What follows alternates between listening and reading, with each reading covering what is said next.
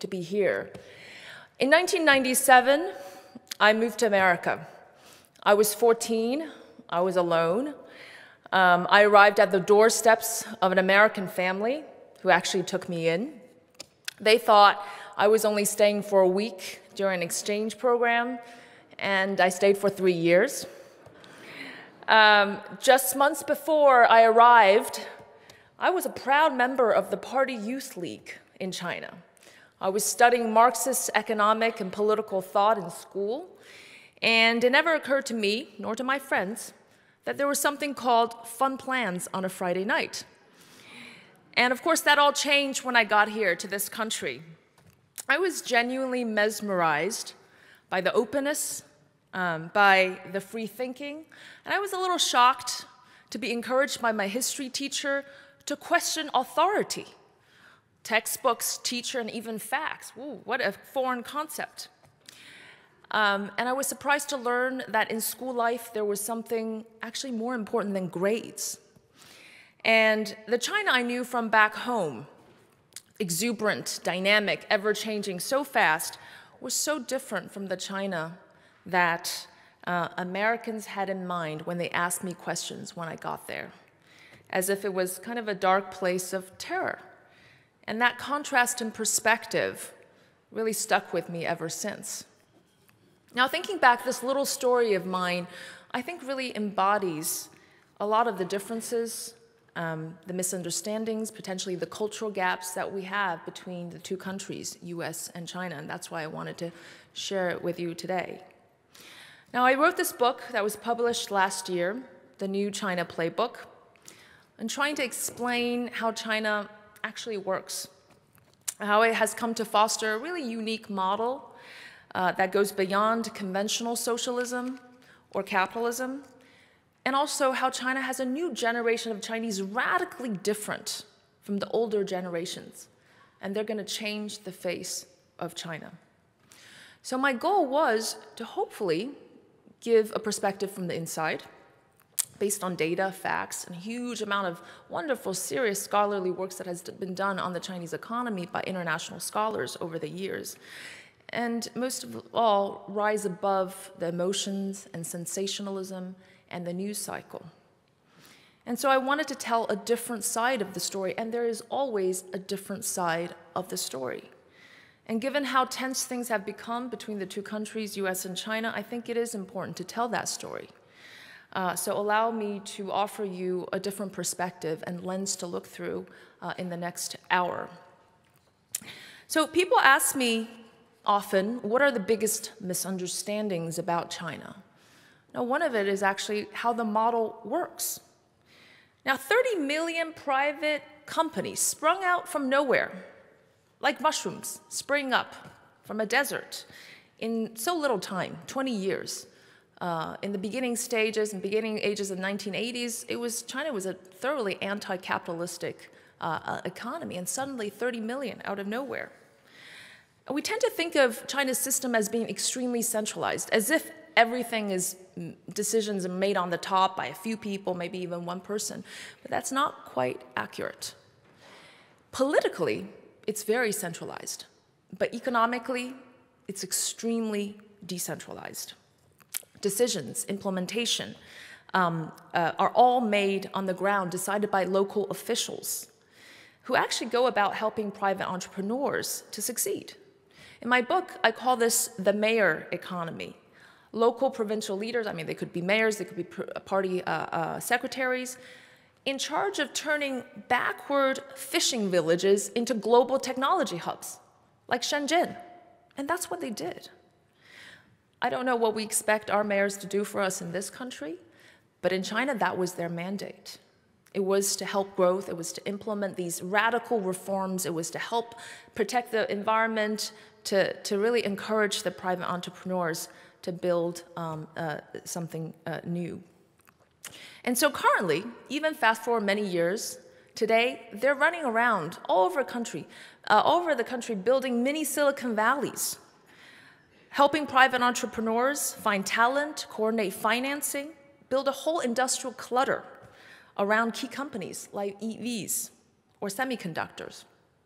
The Shanghainese government actually gave money and cheap land to Tesla, hoping that they would build factories and sell cars there. Chinese local governments subsidizing American companies in China. People were fine with that. They liked it. They bought Tesla cars. They're all over the streets of China today. And so a lot of people don't understand what are the incentives behind these mayors, the decentralized economy, that they would want to do this for the private entrepreneurs and help the economy. Well, that comes back to some pretty unique institutional features in China. So to be promoted to the higher rungs of the political hierarchy, and everybody wanted to be promoted, you needed to do a good job for the local economy. And on top of that, by doing that, you got more jobs, filled your fiscal coffers, and the land you own, which the local governments own, are actually worth more. And most of all, you needed the private entrepreneurs to help you. Right? We usually think about China as if the state kind of suppresses the private or suppresses. No, actually, it's quite the opposite. They need the private entrepreneurs because they're the most productive and they're the most innovative. So there were huge incentives. And on top of that, there was a lot of competition across the regions in China. It was like a beauty contest, contesting for the best and promising entrepreneurs, and you had to be friendly to them. You had to be nice to them. You had to be helpful. So in the data, we see that the cleanest, friendliest local governments saw the fastest growth and the rise of the largest companies. And those that were more corrupt, more extractive, they lost out. So there's an incentive to behave, to actually lend a helping hand rather than a grabbing hand, which some might expect in a country with a poor rule of law or too much political power concentrated in the hands of too few would have been very difficult. But that was what the mayors did. And you didn't need every mayor to be like that. China's a big country. There are tens of thousands of local governments, and many of them were corrupt, and money went into their pockets, but the majority were incentivized. And that was enough to lead to this seismic change at breakneck pace. Now, leaving aside what we think about China and their problems, their challenges, the challenges with the model. We're seeing the economy slow down at a significant pace today. It is still a fact that it is the country that has been growing the fastest for the longest period of time in all of human history. And that is a fact. So something must have gone right. Now, this comes to a broader point and a more contested point, which is, what do we actually think about the role of the state? Now, I'm a Western-trained economist. I can tell you in our models, in our intellectual thinking framework, there's very little room for the state, except for maybe regulations, maybe stepping in when there are market failures. But I can also understand culturally and historically why we feel so uneasy about state interventions. And we've also seen the state overreaching and being too heavy-handed, of course, and these are problems. But sitting around many of these meetings with politicians, leaders, experts, talking about development and developing countries, a perennial thing that comes up is not enough state capacity. Emerging markets need to double their infrastructure in the next few years. Not enough state coordination, not enough investment. That's a fact as well. And China didn't have that problem. China actually had the opposite problem, too much infrastructure, which was also wasteful, it was inefficient. But it was still a better problem to have than to not have enough connectivity to unleash people's productivity on balance. Now, for all of its expedience, the model has serious challenges. It's being tested. It's much less effective now. Growth is slowing down. Huge amounts of debt. 140 million vacant homes to be filled in who knows how many years. There's too much capacity, too much supply, not enough demand. The financial system is really a living dinosaur. Too little credit for the small and medium-sized enterprises. And that's the other side of this high-growth, high-cost model. It was costly. There were waste. But to the Chinese, on net, the benefits still outweighed the cost because 1 billion people were lifted out of poverty. And even today, It's the first time that you have a developing country being able to do things like cutting-edge technology. And despite the problems, and I'm sure there'll be many questions about Chinese economies today, and I'll share with you my views, I still think it's too early to write China off. This country, this very country, the US, we've had 12 recessions in the last century. It took more than 10 years to recover from the Great Recession of 2009. China is currently experiencing its first serious economic recession in the last 40 years. The potential is still there. There's a vast majority of people underemployed, undereducated in the rural areas. And even just between China, where China is today, and its potential, whether it's in terms of urbanization, tertiary education, the service sector, productivity, there's a big gap still yet to be filled. And again, even in this country, we've seen over time that poorer states converged to the richer states. It's in the data, and it's also going to happen to China. So there's still room for growth. Now, the second misunderstanding is about Chinese aspirations. Some in this country may think that China's sole goal is to overtake the US. Geez, that's a lot of responsibilities in the world. No, thank you. And no, not feasible. The daily preoccupation of the vast majority of Chinese today is still about putting food on their table and keeping their kids in school, not really having a dangerous obsession about America, really. It doesn't believe that worrying about America is actually going to solve its own problems, and the government needs to keep its own house in order. There's a lot of domestic challenges. And by the way, talking about aspirations, and we have an ethical theme in this series of talks, we're going to have to accept that there will be similar aspirations from India, Indonesia, Vietnam, the entire African continent. They are rising. They have huge aspirations to pedal their way to prosperity, and we'll have to need to deal with that too. They're going to start selling cheap goods to China, use its technology, and by the way, some of that is already happening as factories are moving to Southeast Asia en masse. The Chinese don't really have much time to talk about the Vietnamese stealing their jobs. We don't really hear about it in the newspapers. Instead, what they hear about is they should invest more in smart manufacturing, in uptooling, upskilling their workers, climbing up the value chain so they're not forever stuck and condemned to producing cheap goods. Climbing up the global value chain is what they're focused on. And maybe it's also another cultural thing to do. And again, culture and history is something, it's a theme in my book. I like to talk about it a little bit because I do think we kind of sometimes underestimate how important they are, and that contributes to some of the misunderstandings. But it's a cultural thing to do in China to turn a crisis into motivation. Now, speaking of President Biden's export controls on semiconductors, or kind of asking companies to break off ties with China or to stop selling to them, well, initially it didn't go down that well in China. But then they kind of just turned it into a positive attitude. It totally mobilized everybody.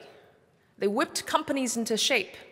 For the longest time, they were actually comfortably importing American chips, and now all of a sudden they have to start buying Chinese chips. And not because the Chinese government forced them to, but rather it's because of these policies from America. So, and in fact, they said, well, thank you for keeping us on our toes. There were huge accelerations in these domestic industries, and there was almost a national euphoria when they made breakthroughs in the chip industry. Small victories, but still small triumphs, and the Chinese people were pretty happy. They turned this around and said, oh, this is pretty positive. And by the way, President Biden, would you mind also sanctioning our national men's soccer team too? But thank you. Jokes aside, to look at the rise of African India, does China want to see that as a threat or opportunity? I actually really think they see it as an opportunity, and that rest of the world is coming. 90% of the people in the world still live in the developing countries, and they too have that kind of aspirations. And third, finally, the Chinese people, the misunderstandings, and the new generation. That's actually what I enjoy talking about the most. It's what gives me the most hope that we are going to do much better with a new generation and that we're not actually headed on a collision course. The new generation, born after the one-child policy in the 1980s, I was among the first generation. I have lots of thoughts about it. I've done lots of research about it. It's a fascinating topic. They are radically different from my parents' age, going through huge vicissitudes, economic, psychological hardships in China during these turbulent times. The new generation, they love leisure, consuming, spending, money on clothes, traveling, entertainment, all of that. They even like to borrow to spend. We used to think about China as a big saver, saving so much and then flooding the world with capital and products. Well, this generation is different. They borrow, they spend. 85% of the consumer credit is actually accounted for by people under 35. One click on Alibaba's e-commerce website, you can borrow to buy lipstick. That's what college students do. I don't know who pays them back, maybe their parents, but anyway, they still love to borrow. The mentality has totally shifted. And despite what we think about the one-child policy, the dark sides, there were also some unintended consequences. For one, it seriously raised the status of Chinese women. Why? Because you used to educate your sons first before your daughters. And everybody now with a daughter pour all the resources into her, the modern Mulans of every family, right? And we see in the data that the gender gap completely closed in my generation for attainment in higher education. And in the data, among the business leaders, those born in the 1990s, 45% of the business leaders are women, compared to only 6% of those born in the 1970s, 60s, sorry, or 10% for those born in the 1970s. So it really accelerated the closing of the gender gap for China in this formerly very traditional Confucian society, way above what economic growth would have predicted in other countries. And moreover, this is a really open-minded generation. I've looked at lots of international surveys about them. They care about things like diversity, animal rights, social inequity. They feel more confident. The kind of factory workers that opted for 3 shifts a night back in those days, that's not in their generation. They're more relaxed, more chill. It's not a bad thing. They're not going to be working as hard, as tenacious, but they have a broader, perspective about life in general. And also, they communicate better. Many of them have been educated in this country. 1/3 of international students in this country are Chinese students. And 5 million visitors before the pandemic come to this country. They are fluent with the Western culture, the language, and they would be great ambassadors for China, and they connect much better with the Gen Zs around the world, and they are that bridge. And they're also very innovative. Now, this is again a fact. Despite what's happening between the two countries, I don't know if you noticed, but 4 out of the 5 of the most downloaded apps today are actually Chinese. I don't know if it will stay this way, but the new generation, they have much less of a culture divide and gap. And so let me leave with this thought. Our great leader, Deng Xiaoping, who really pushed the country for reforms and opening up and really was the forefather of this miracle success, used to say about intractable problems, and we had many back in those days as well, let's leave it to the smarter, younger generation to figure it out. They're gonna sort it out. But at the same time, we still need to hold the world together for them to actually give them that chance. I don't think that on top of all the debt that we're gonna throw at them or the dirtier planet, that we really wanna add a more dangerous world on the cusp of collapse to the mix. So it's where places like this, forums like this, to offer this exchange, to get to know each other better, to reduce these misgivings that I think is so important. And it's really in this kind of country that such curiosity and openness for different views can actually take place. So I really thank you for listening. Thank you for giving me this opportunity, and thank you for giving me and so many other students from China, from India, from Africa to learn from this country. And we can also expect that when the next global financial crisis comes around the corner, and I'm certainly sure it will, the two central banks in US and China, they're gonna have to call each other up, right? That if there's ever a hope of realizing the green transition, we are gonna need the cheapest, cleanest energy and technology, and a whole lot of investment and collaboration to make it happen. And everybody here is here to stay. Nobody is really going anywhere. We're here. So let's keep the people-to-people connection, keep the dialogues open, have some goodwill, and maybe even just start from small victories. And I believe over time, even more can be achieved. Thank you.